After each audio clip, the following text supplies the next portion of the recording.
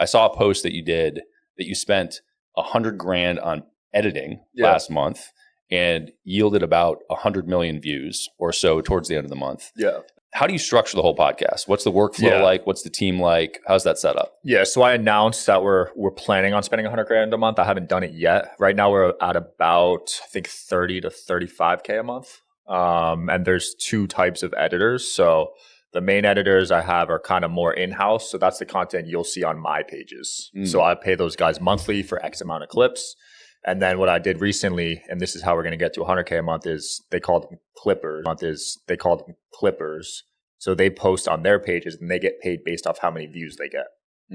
So every million views they get is $400. So we have teenage kids now making, a couple $1,000 a month, just reclipping my content, posting it on their pages.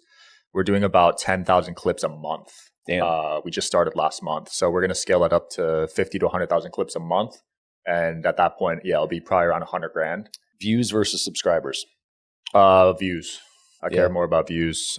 Same with followers. I care more about views and engagement over followers. Did that transition happen at some point? Was it previously about subs for you? Yeah. Followers and subs used to matter a lot to me, but as the algorithms have advanced, actually they're becoming more and more irrelevant. So like followers don't matter. You could have 10 million followers, get no engagement. You see that all the time on YouTube, TikTok, Instagram. So followers are just kind of social credibility, and it helps you get responses in DMs. So I look at it from that angle. I don't really care about followers. That's an interesting distinction because now we're in a world where it seems like you need to have a presence, or there's a huge advantage to having a presence, I should say, and a personal brand. Yeah.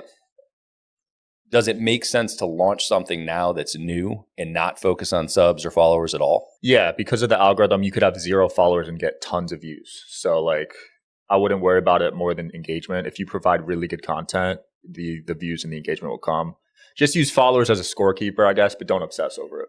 What is the structure of a clip for you that you think pops off? Is there a specific CTA? Is there a specific open? Yeah. What does that look like? Well, my guests differ a lot, but overall, I'd say really interesting hook is the most important part of the video. So the first 3 seconds. And Instagram just launched a new feature this week where it shows you what your watch time is actually. Finally, they needed that for a while. And if you're losing a lot of people in the first 3 seconds, they actually penalize you heavily. So that's the most important part of the video. So get a really viral hook. Then from there, just, back it up with facts or whatever. But the hook is the main focus. You really got to nail that.